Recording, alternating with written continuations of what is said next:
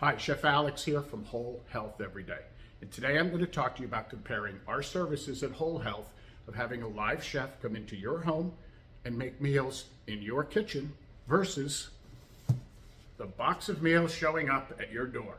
Now, this is convenient.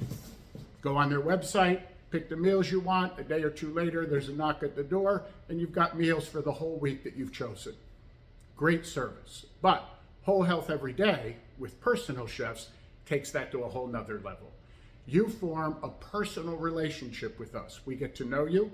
We will shop for you. We get to know what you like, what your dietary goals are, what your health goals are, everything about you.